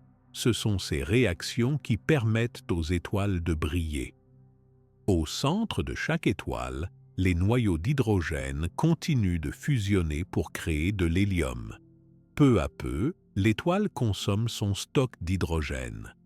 Quand il y a moins d'hydrogène, la fusion ralentit. Si l'étoile est très massive, de nouveaux types de fusion peuvent apparaître, créant ainsi des atomes de plus en plus lourds. Mais à ce stade, les premières étoiles ne créent pas encore tous les atomes qui existent dans l'univers. Elles forment surtout de l'hélium, parfois un peu de lithium et de beryllium. Plus tard dans leur vie, certaines grosses étoiles réussiront à former des atomes plus lourds, comme le carbone ou l'oxygène. Mais cela demande plus de chaleur et de pression dans leur centre. Toutes ces transformations au cœur des étoiles changent pour toujours la composition de l'univers. Avant la naissance des étoiles, il n'existait que quelques atomes très légers. Maintenant, avec les réactions de fusion, de nouveaux éléments naissent dans les cœurs brûlants. Mais pour l'instant, la majorité de la matière reste sous forme de gaz d'hydrogène et d'hélium. Au fil du temps, les étoiles modifient aussi leur propre environnement. Leur lumière traverse l'espace, parfois très loin. Autour des premières étoiles, la chaleur intense peut briser les atomes d'hydrogène dans les nuages voisins, les séparant à nouveau en protons et électrons. Ce processus est appelé rayonisation. Ce phénomène rend l'univers encore plus transparent car la lumière n'est plus absorbée aussi facilement. L'univers change d'aspect. Il devient plus lumineux à mesure que les étoiles multiplient leur lumière. Certains groupes d'étoiles se rapprochent encore plus pour former de très grands ensembles, appelés galaxies. Les galaxies sont immenses. Elles rassemblent des milliards d'étoiles, ainsi que du gaz et de la poussière. Notre propre galaxie, la Voie lactée, compte des centaines de milliards d'étoiles, toutes nées des mêmes processus lents initiés par la gravité. La création des galaxies n'est pas immédiate. Elle demande du temps, de la gravité et beaucoup de matière. La gravité attire les groupes d'étoiles et de gaz dans d'immenses spirales ou amas allongés. Chaque galaxie devient un monde à part, avec ses propres étoiles, ses propres nuages, ses propres planètes futures. Au centre des galaxies, la gravité joue parfois des rôles encore plus extrêmes, créant des endroits où la matière est si concentrée qu'elle forme ce que l'on appelle des trous noirs. L'existence des étoiles transforme l'univers jeune en un lieu vivant et actif. Avant les étoiles, l'univers était froid, sombre, sans lumière visible, dominé par le gaz calme. Maintenant, il brille partout où une étoile s'est allumée. Les étoiles donnent chaleur, lumière et sont le point de départ pour toute la complexité future de la matière, des planètes et même de la vie. Après leur naissance, les étoiles vivent des millions, voire des milliards d'années. Mais elles ne durent pas toujours. La fin de la vie d'une étoile dépend surtout de sa taille. Les plus massives brûlent leur hydrogène très vite et explosent à la fin de leur existence. Les moins grosses, comme notre Soleil, vivent bien plus longtemps et meurent plus tranquillement. Mais même les étoiles qui durent longtemps se transforment en libérant dans l'espace le gaz et les éléments qu'elles ont créés pendant leur vie. L'univers est maintenant bien différent de ce qu'il était juste après la naissance du temps et de l'espace. Il existe des points chauds et lumineux, des endroits sombres, des nuages de gaz qui se déplacent et se rassemblent. Les lois de la gravité, de la chaleur et des réactions nucléaires dictent la suite des transformations. Tout cela commence quand les premiers atomes, guidés par la gravité, forment les tout premiers nuages et que ces nuages donnent naissance aux premières étoiles du ciel infini. Les étoiles qui naissent dans l'univers jeune deviennent des endroits où la matière change de façon très importante. À l'intérieur des étoiles, il fait extrêmement chaud et la pression est immense. Les noyaux d'hydrogène fusionnent pour donner de l'hélium et cette réaction libère beaucoup de lumière et de chaleur. Mais ce n'est que le commencement de transformations encore plus grandes. Quand une étoile a utilisé presque tout son hydrogène, son centre devient encore plus chaud et plus dense. Cette situation permet alors la naissance d'atomes plus lourds. Dans les étoiles massives, la fusion continue même lorsque l'hydrogène commence à manquer. D'abord, l'étoile transforme l'hélium en nouveaux éléments comme le carbone et l'oxygène. Plus la température et la pression augmentent au cœur de l'étoile, plus il devient possible de fabriquer des éléments encore plus lourds. Après le carbone et l'oxygène, des atomes comme le néon, le magnésium et le silicium se forment à leur tour grâce à la fusion nucléaire. Chaque étape de la fusion crée de nouveaux éléments et libère de l'énergie. Plus le temps passe, plus les couches internes de l'étoile ressemblent à des couches d'éléments différents: hydrogène, hélium, carbone, oxygène, néon et même fer pour les étoiles les plus massives. Le fer est un élément très important car lorsqu'il apparaît dans le centre d'une étoile, la fusion ne dégage plus d'énergie. C'est le signe que la vie de l'étoile massive va se terminer bientôt. Quand une très grande étoile arrive à la fin de sa vie, la pression augmente tant que l'étoile ne peut plus résister. Elle s'effondre rapidement sur elle-même puis explose dans un grand événement appelé supernova. Cette explosion projette dans l'espace tous les éléments que l'étoile a créés pendant sa vie. C'est pendant la supernova que de nouveaux atomes très lourds, comme l'or, le cuivre ou l'uranium, se forment grâce à la force énorme de l'explosion. Toute la matière créée dans l'étoile et pendant l'explosion se répand autour de l'étoile morte. Les explosions d'étoiles très massives sont d'une importance première car elles enrichissent tout l'espace autour en éléments nouveaux plus lourds que l'hydrogène et l'hélium. L'univers ne se compose alors plus uniquement de gaz légers. La matière devient plus variée. Le carbone, l'oxygène, le fer et d'autres éléments sont essentiels à la richesse des objets qui se formeront après. Planètes, roches, métaux et même les composants de la vie. Toutes les étoiles ne finissent pas de la même manière. Les plus petites, comme notre Soleil actuel, vivent beaucoup plus longtemps. Quand elles manquent d'hydrogène, elles deviennent plus grosses, forment une géante rouge et perdent lentement leur matière dans l'espace sous forme de vent stellaire. Au centre de la géante, il reste une petite étoile appelée naine blanche. Cette naine blanche finit par refroidir pendant des milliards d'années. Les étoiles plus massives, par contre, explosent en supernova, dispersant tous leurs éléments à grande distance. À chaque explosion d'étoiles, beaucoup de nouveaux atomes voyagent très loin dans l'univers. Ces atomes et ces morceaux de matière enrichissent les nuages de gaz et de poussière.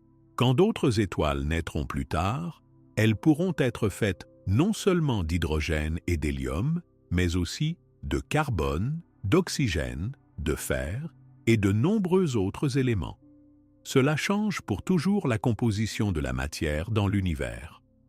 À mesure que les cycles de naissance et de mort des étoiles se répètent, la matière devient de plus en plus riche. Au départ, il n'y avait presque que de l'hydrogène et de l'hélium. Maintenant, il existe aussi des éléments plus complexes qui sont indispensables pour créer des planètes solides, des roches et toutes les formes de vie éventuelles.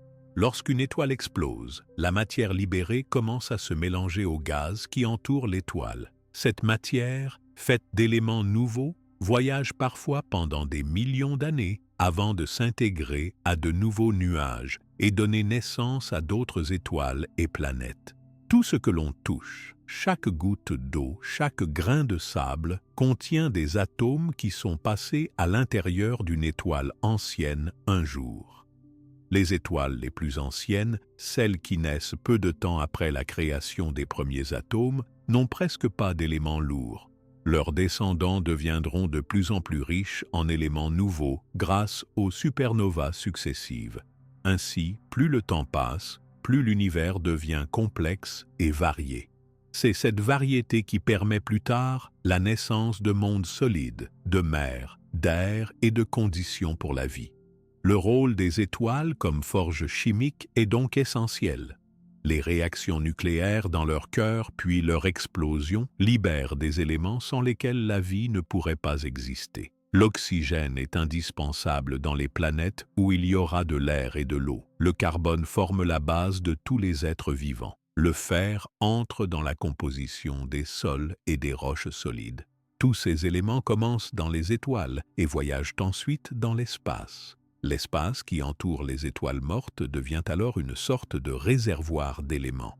Ce réservoir est mélangé aux gaz légers d'hydrogène et d'hélium présents dans la galaxie. Des nuages énormes contenant tous ces éléments flottent dans l'espace, attendant qu'un jour ils s'effondrent à nouveau sous la gravité pour former une nouvelle génération d'étoiles et de planètes. Le temps de vie d'une étoile dépend de sa masse. Plus une étoile est grande, plus elle vit peu de temps. Les plus grosses vivent seulement quelques millions d'années. Les étoiles moyennes comme le Soleil peuvent durer plusieurs milliards d'années. Les petites étoiles vivent beaucoup plus longtemps, jusqu'à des dizaines, voire des centaines de milliards d'années. Pendant toute la vie d'une étoile, l'intérieur change. L'hydrogène diminue, l'hélium augmente, puis dans les étoiles massives, le carbone, l'oxygène et les atomes encore plus lourds apparaissent à leur tour. À la fin, la mort de l'étoile change l'espace autour d'elle.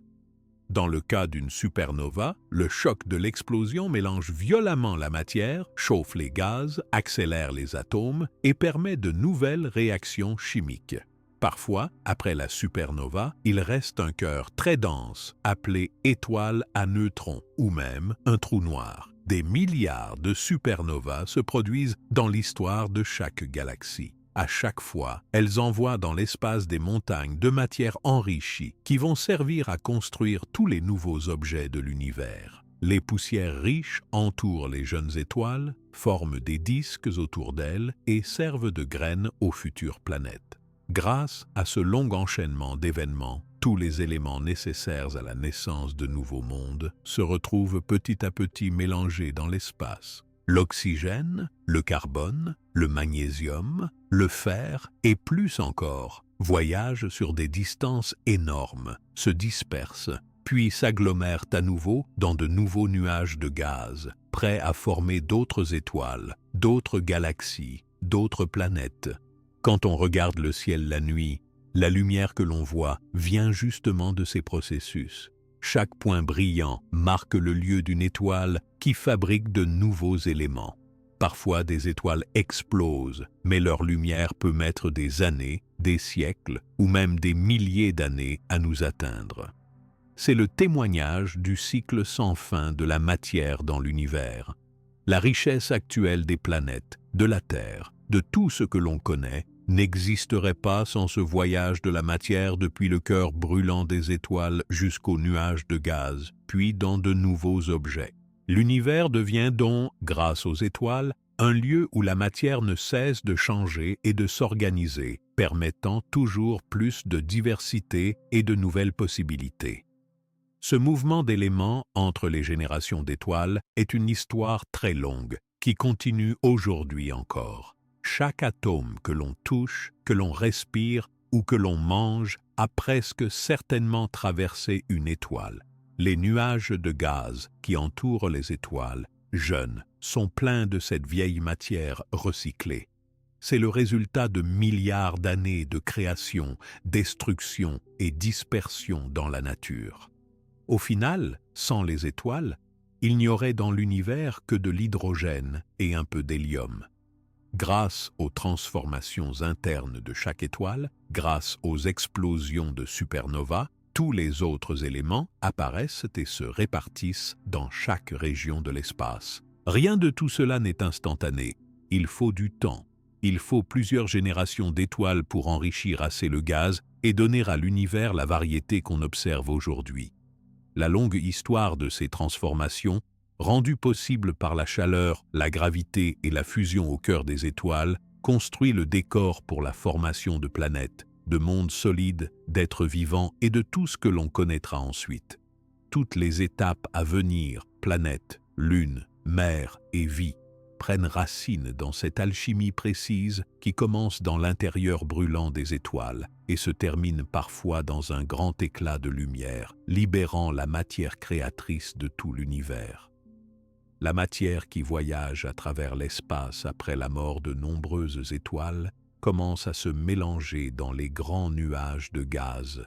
L'univers n'est plus seulement composé d'hydrogène et d'hélium, il y a maintenant du carbone, de l'oxygène, du fer, du magnésium, du silicium et beaucoup d'autres éléments. Ces éléments sont éparpillés partout autour des étoiles, flottant dans l'espace en attendant de former quelque chose de nouveau.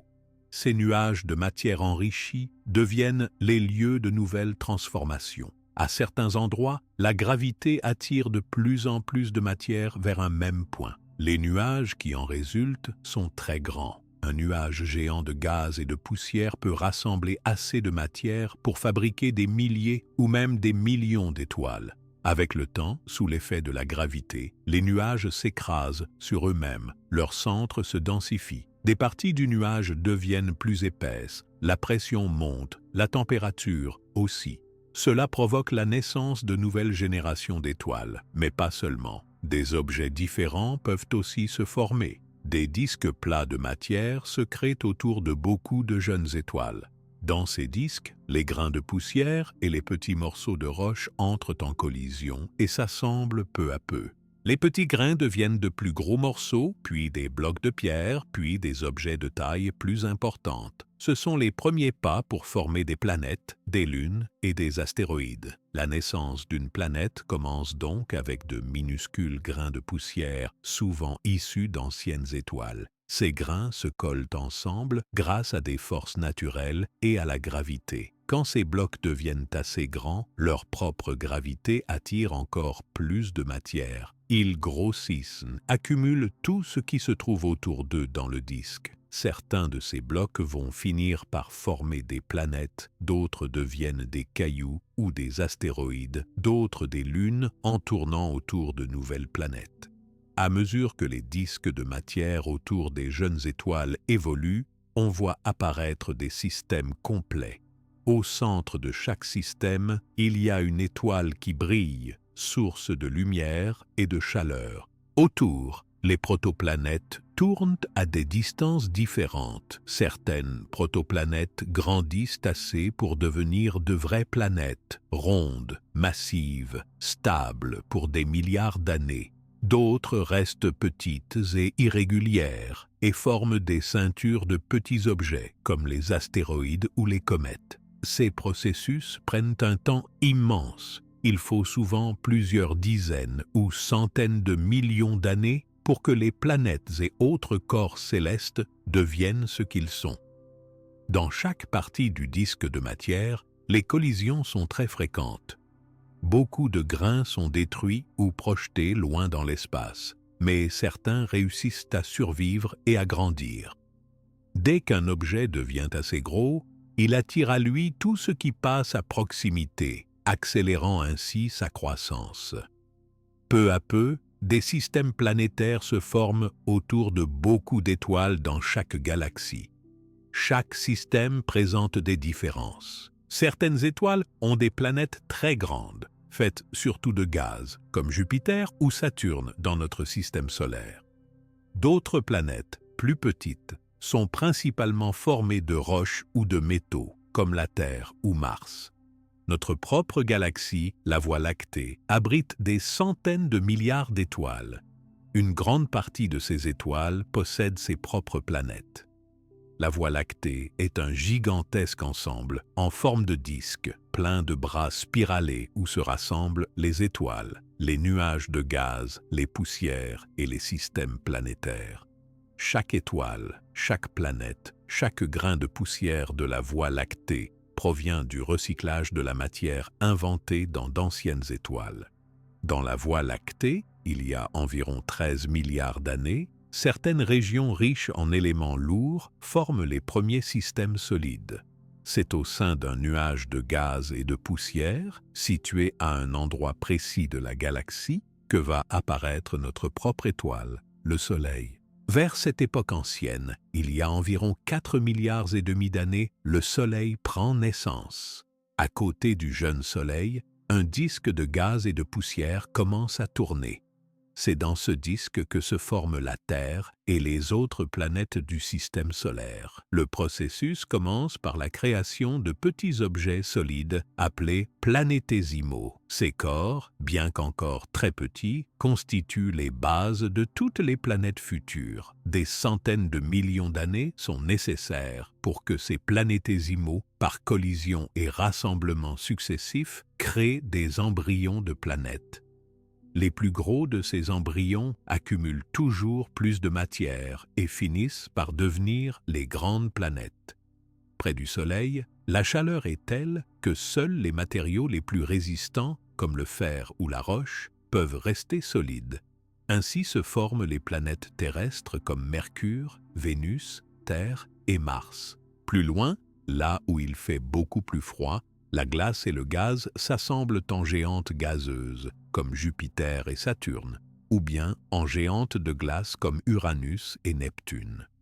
Lorsque la Terre finit par émerger de tous ces chocs, elle n'est pas encore la planète telle qu'on la connaît. Sa surface est encore très chaude, couverte de lave et de volcans, bombardée par de nombreux astéroïdes et comètes restés dans le disque de matière. La Lune apparaît elle aussi très tôt, résultat d'une collision importante entre la jeune Terre et un autre objet massif. Les débris issus de ce choc s'assemblent pour former un satellite autour de la Terre, la Lune. Pendant tout ce temps, d'autres parties du disque créent les petites planètes, des milliers d'astéroïdes et beaucoup de comètes. Certaines de ces comètes viennent frapper les planètes solides, apportant sans doute une partie de l'eau. Les astéroïdes forment entre Mars et Jupiter une grande ceinture, mémoire d'un objet plus grand qui n'a jamais pu se former.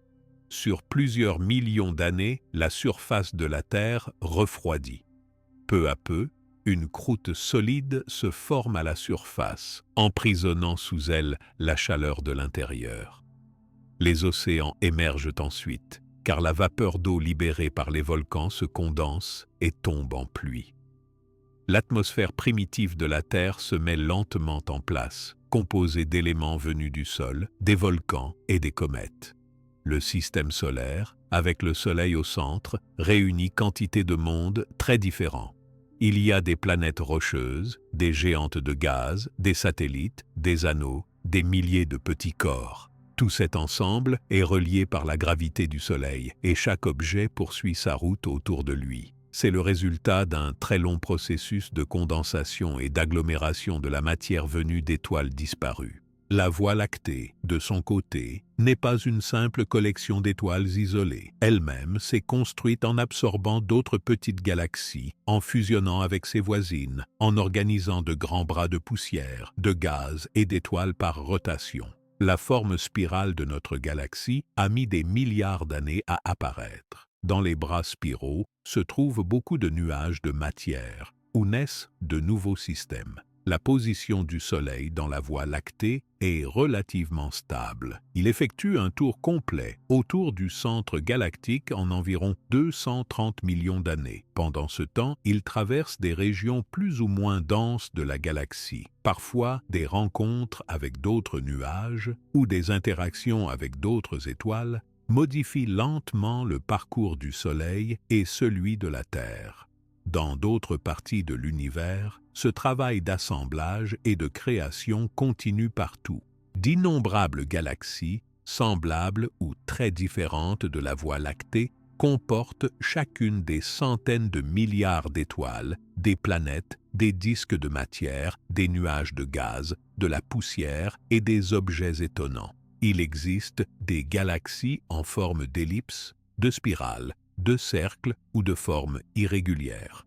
Toutes ces galaxies naissent, grandissent et parfois disparaissent par fusion ou par collision.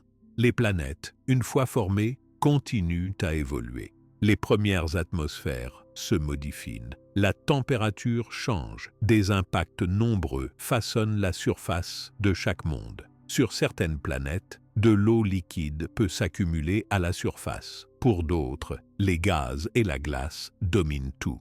La diversité des conditions d'une planète dépend beaucoup de sa distance à son étoile, de sa taille, de sa composition et de l'histoire de chaque collision passée. Sur Terre, plusieurs centaines de millions d'années après sa formation, une croûte stable se met en place. L'eau liquide occupe une grande partie de la surface du globe. L'atmosphère reste riche en gaz volcanique, mais le climat commence à se stabiliser. Grâce à la position particulière de la Terre, ni trop proche ni trop loin du Soleil, la température moyenne permet le maintien de l'eau à l'état liquide. Ce que l'on voit dans le ciel aujourd'hui, toutes les étoiles, toutes les galaxies, tous les objets lointains, est le résultat de cette longue suite de transformations. Les premières étoiles sont mortes, ont libéré leurs éléments, rendant possible la création de nouvelles étoiles. Les planètes comme la Terre sont le fruit de plusieurs générations d'étoiles. Même les montagnes, les océans, les cailloux et le sable de la Terre renferment la mémoire de cette histoire de l'univers. Les systèmes planétaires et les galaxies restent en mouvement. Les planètes tournent autour de leur étoile. Les étoiles tournent dans la galaxie et les galaxies bougent à travers l'espace. Tout change lentement sur des milliards d'années. La matière se rassemble ici pour former des mondes nouveaux, puis ailleurs pour donner naissance à des étoiles flamboyantes. La diversité de l'univers naît ainsi d'un long processus naturel. Les lois de la gravité, de la chaleur et la présence de tous ces nouveaux éléments forgés dans les étoiles sont les bases de la complexité observable aujourd'hui. Les planètes, les lunes, les astéroïdes, les galaxies, chaque objet porte en lui la trace de tous les phénomènes anciens. Les prochaines transformations deviendront possibles grâce à tout ce que la nature a construit depuis le début du temps et de l'espace. Les planètes comme la Terre poursuivent leur transformation alors que tout continue de bouger dans le ciel.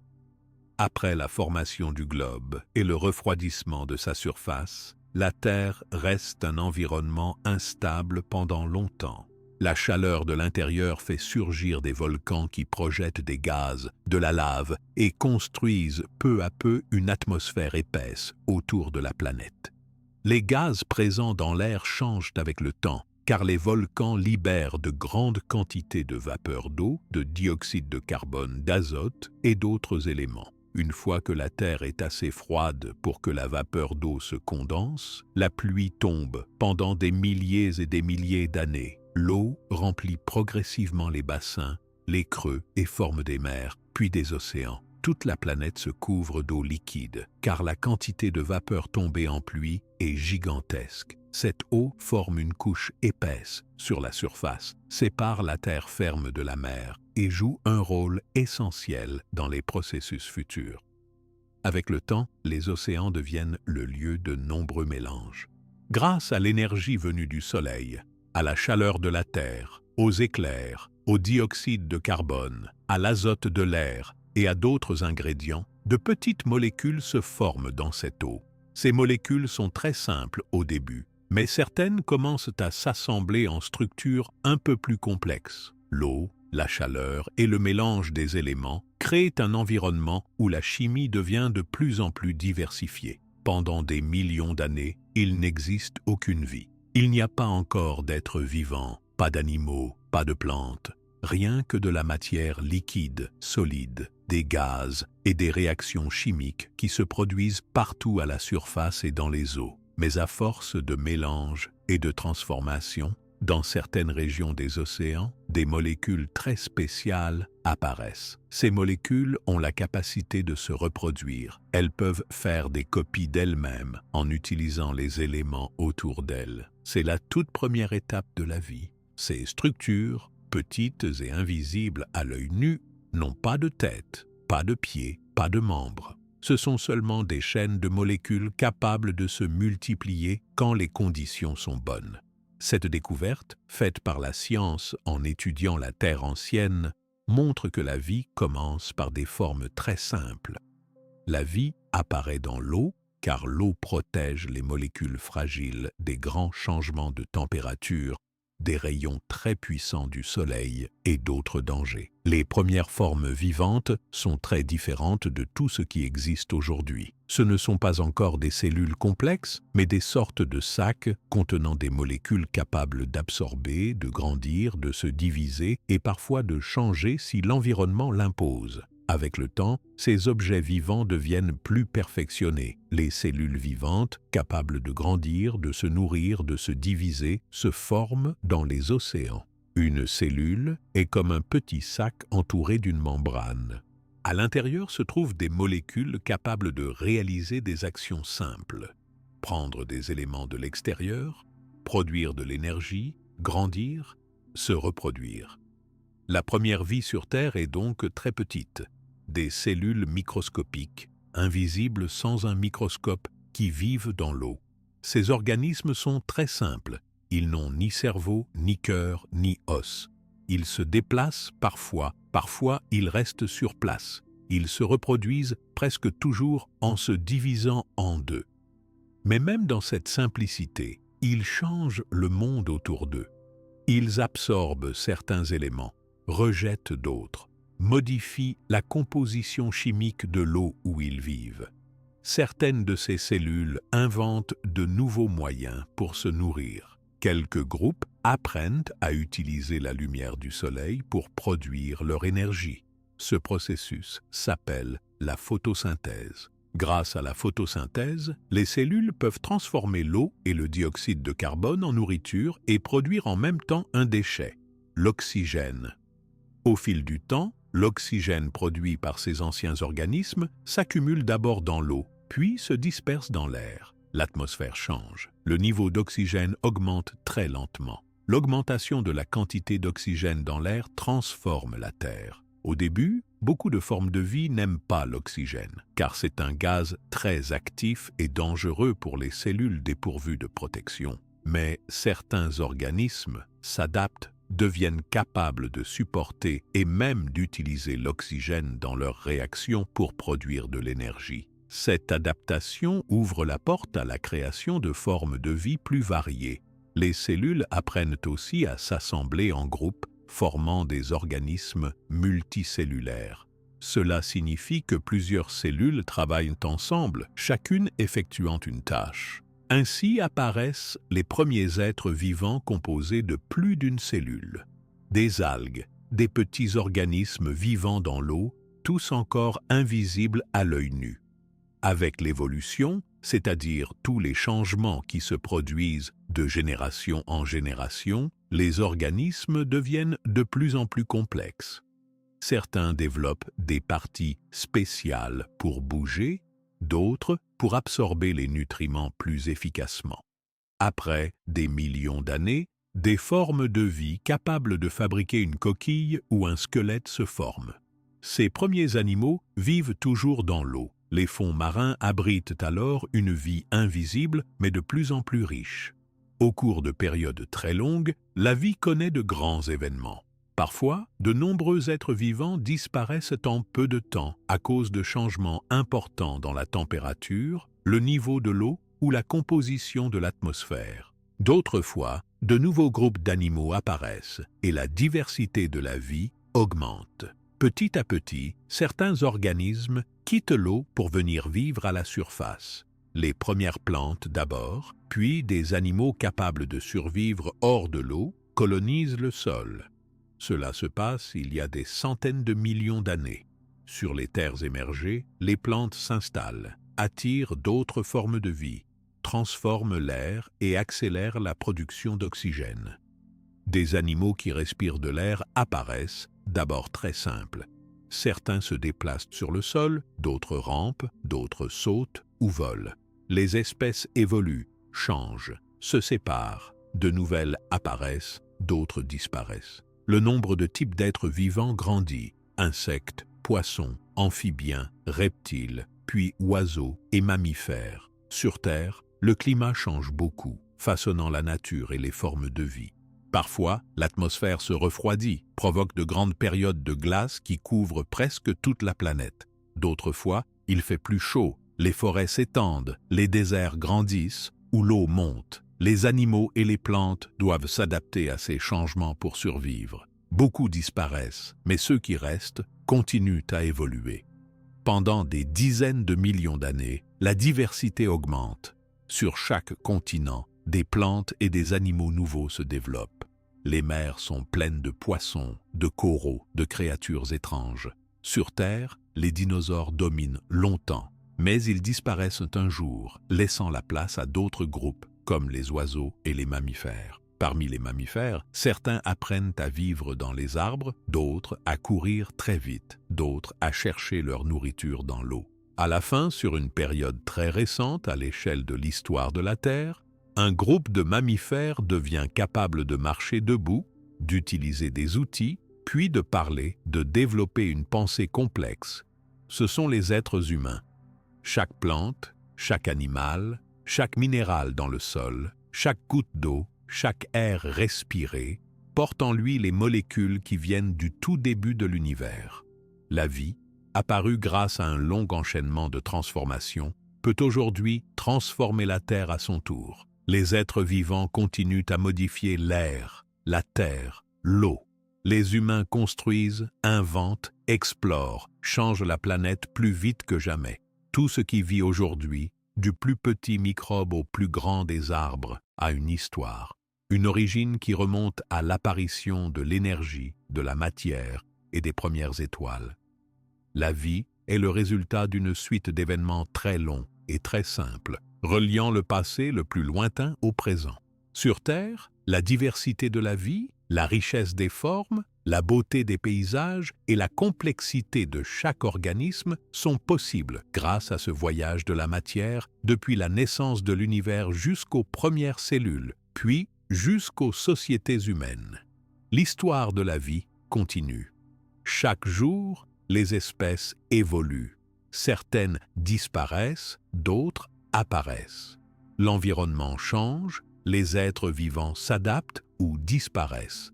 Cette transformation ne s'arrête jamais tant que la Terre existe. Et tout cela prend racine dans le processus simple et continu où la matière, venue des étoiles, s'est organisée peu à peu, d'abord en particules, puis en atomes, en molécules, en cellules, et enfin en la vie sous toutes ses formes.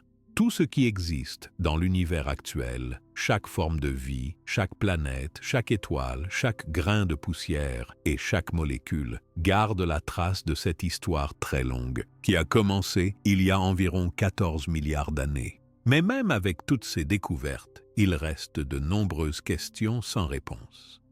Les chercheurs du monde entier essaient de comprendre de mieux en mieux l'origine de l'univers, la création de la matière, l'apparition de la vie et tout ce qui s'est passé dans les tout premiers instants. Pour explorer ces grands mystères, les scientifiques utilisent plusieurs sortes d'instruments, des télescopes puissants, des laboratoires spécialisés, des satellites dans l'espace, des superordinateurs pour faire des calculs. Ils observent la lumière provenant de galaxies très éloignées. Cette lumière met parfois des milliards d'années à nous atteindre. Grâce à elle, on peut voir des images du passé très lointain, presque jusqu'au début de l'univers. Les télescopes actuels permettent de capter des rayons lumineux anciens qui viennent de toutes les directions. Cette lumière, appelée le fond diffus cosmologique, apporte des informations sur l'état de l'univers juste après la naissance des premiers atomes. En étudiant cette lumière, on en apprend plus sur la température, la répartition de la matière, la vitesse d'expansion de l'espace et le contenu en énergie de l'univers primordial. Malgré toutes ces avancées, certains domaines restent dans l'ombre. Par exemple, personne ne sait vraiment pourquoi et comment l'énergie s'est créée à partir du néant. Les lois de la nature décrivent ce qui se passe après l'apparition de l'énergie, mais ne donnent pas la cause profonde du tout premier changement. Les physiciens essaient d'inventer de nouvelles théories pour expliquer cette origine. Parfois, ces théories parlent d'univers multiples, de fluctuations quantiques ou d'autres idées très difficiles à tester. Pourtant, aucune réponse définitive n'a été trouvée. Un autre mystère concerne la matière noire. Lorsque les scientifiques observent les galaxies, ils découvrent qu'elles tournent trop vite pour la matière visible qu'elles contiennent. Pour expliquer ce phénomène, ils pensent qu'il existe beaucoup de matière invisible, appelée matière noire. Cette matière ne brille pas, ne produit aucune lumière, mais semble exercer une forte gravité. Les chercheurs peuvent seulement sentir ces effets. À ce jour, personne n'a encore identifié exactement cette matière ni compris ce qu'elle est. Aussi, il existe un autre mystère, celui de l'énergie noire. Les mesures montrent que l'expansion de l'univers ne ralentit pas, mais au contraire s'accélère depuis plusieurs milliards d'années.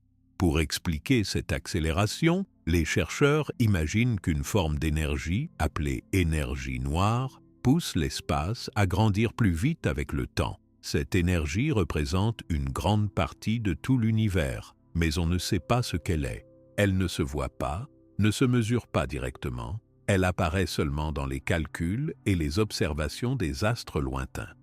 Pour étudier la naissance de la matière, les scientifiques tentent aussi de recréer dans leur laboratoire les conditions extrêmes des premiers instants de l'univers. Avec des machines appelées accélérateurs de particules, ils font entrer en collision des noyaux d'atomes à des vitesses très grandes. Quand ces particules se percutent, elles créent des températures et des énergies proches de celles du Big Bang. En observant le résultat de ces collisions, les physiciens apprennent beaucoup sur la formation des premiers protons, neutrons, électrons et sur la création des éléments les plus simples. Chaque découverte pousse à de nouvelles questions. Quand on comprend mieux une étape, on se rend compte qu'il y a encore plus de choses à étudier derrière. Par exemple, en connaissant la naissance des premières étoiles, on se demande pourquoi certaines galaxies ont plus d'étoiles que d'autres, ou pourquoi certaines parties de l'univers sont plus riches en éléments lourds. Les chercheurs essaient de cartographier tout le ciel, d'observer des millions de galaxies pour mieux suivre la répartition de la matière et la formation des structures à très grande échelle. Une question très ancienne concerne aussi le temps. Faut-il penser que le temps a toujours existé, ou bien est-il vraiment né au moment du Big Bang? Que signifie vraiment le commencement du temps? Est-ce qu'il existe un avant le temps, ou cette idée n'a-t-elle pas de sens? Les mots humains ne suffisent pas toujours pour décrire ce genre de situation étrange. Pourtant, tout ce que nous connaissons dépend d'une suite continue d'instants et d'événements depuis le début du temps. L'étude des astres lointains aide à comprendre comment la vie a commencé sur Terre et peut-être sur d'autres planètes. Les astronomes cherchent des planètes autour d'autres étoiles pour savoir si des mondes semblables à la Terre existent ailleurs dans la galaxie. Certains satellites repèrent des milliers d'exoplanètes, c'est-à-dire des planètes en dehors du système solaire.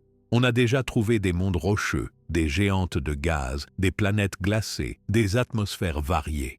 Pour l'instant, aucune preuve claire de vie ailleurs n'a été observée, mais l'univers est tellement grand que beaucoup de chercheurs pensent qu'il doit y avoir d'autres endroits où la vie existe. Sur notre propre planète, la recherche continue pour comprendre l'histoire ancienne de la vie. Les scientifiques étudient les fossiles, les roches, les traces chimiques anciennes, les fonds marins, les plus vieilles couches du sol, pour connaître l'évolution des espèces, des climats, des environnements. Les généticiens lisent l'information présente dans le code de la vie, l'ADN, pour retracer les liens entre toutes les espèces sur Terre et leur origine lointaine. Chaque année, de nouveaux instruments, des robots, des sondes vont visiter d'autres planètes, des astéroïdes, des lunes.